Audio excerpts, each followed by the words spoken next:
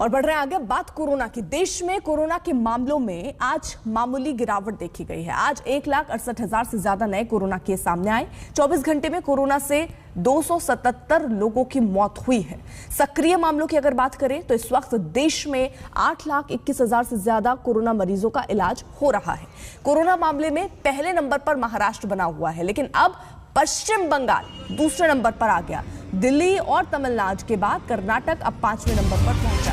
तो कोरोना की स्थिति को देखते हुए हालांकि केस थोड़े कम आए हैं, लेकिन आपको इसी बीच जानकारी दे दें, कोरोना मामले पर पीएम ने एक बैठक भी बुलाई है। महत्वपूर्ण ये बैठक राज्यों के मुख्यमंत्रियों के साथ प्रधानमंत्री नरेंद्र मोदी चर्चा करेंगे, जिसमें राज्य किस तरीके से इन स्थितियों को देख रहे हैं। शाम 4 बजे मुख्यमंत्रियों के साथ ये वर्चुअल बैठक होगी, जिसमें जिन जिन राज्यों में स्थिति नियंत्रण से बाहर हो रहे हैं वहां पर किस तरीके के कदम उठाने चाहिए, उन राज्यों को किस तरीके की समस्याएं आ रही है वो भी वो केंद्र के साथ साझा करेंगे। तो कोरोना के बढ़ते मामलों को लेकर ये महत्वपूर्ण चर्चा जो आज होनी है, 4 बजे का वक्त है। वर्चुअल मीटिंग होगी राज्यों के मुख्यमंत्रियों के साथ प्रधानमंत्री नरेंद्र मोदी की। कोरोना मामले पर प्रधानमंत्री ने ही ये बैठक बुलाई है, जिस पर राज्यों से सीधे संपर्क होगा। और ये पहली बार नहीं, हमने पहला जो कोरोना की लहर आई थी, दूसरी लहर जो आई थी, उनमें भी देखा कि प्रधानमंत्री लगातार राज्यों के मुख्यमंत्रियों के साथ बात करते रहे।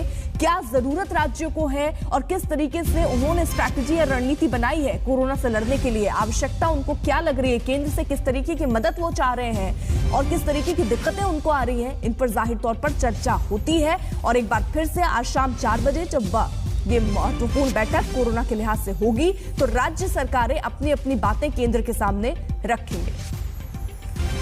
हिमांशु हमारे साथ हमारे सहयोगी जुड़े हुए हैं। हिमांशु, देखिए, राज्यों के मुख्यमंत्रियों के साथ चर्चा है प्रधानमंत्री नरेंद्र मोदी की, महत्वपूर्ण इस लिहाज से क्योंकि जिन जिन राज्यों में खतरा ज्यादा है, जैसे महाराष्ट्र ले लीजिए आप, कर्नाटक, तमिलनाडु, यहाँ के भी मुख्यमंत्री यानी सारे मुख्यमंत्री शामिल होने वाले हैं। देखिए, सभी राज्यों के मुख्यमंत्री और वहाँ के चीफ सेक्रेटरी और हेल्थ सेक्रेटरी इस बैठक में रहते हैं और सभी मुख्यमंत्रियों से जो है प्रधानमंत्री नरेंद्र मोदी जो है फीडबैक लेते हैं उनके स्टेट के अंदर किस तरीके से जो है काम किया जा रहा है, क्योंकि ये तीसरी वेव है। और आप देखिए, इससे पहले शनिवार को प्रधानमंत्री नरेंद्र मोदी ने जो है वो एक बैठक की थी, जो रिव्यू मीटिंग की थी केंद्र सरकार के अधिकारियों के साथ। देश के गृह मंत्री थे, जिसमें स्वास्थ्य मंत्री थे, उनके साथ बैठक करके क्या हालात है देश का उसको लेकर फीडबैक लिया था। और उन्होंने कहा था कि सभी राज्यों के साथ जो है कोऑर्डिनेशन किया जाए और हर स्टेट के अंदर जो मेडिसिन है कोविड से रिलेटेड वो बफर स्टॉक में होनी चाहिए। किसी तरीके से आईसीयू बेड या अन्य मेडिकल इक्विपमेंट की कोई भी कमी किसी स्टेट्स के अंदर नहीं होनी चाहिए। इसकी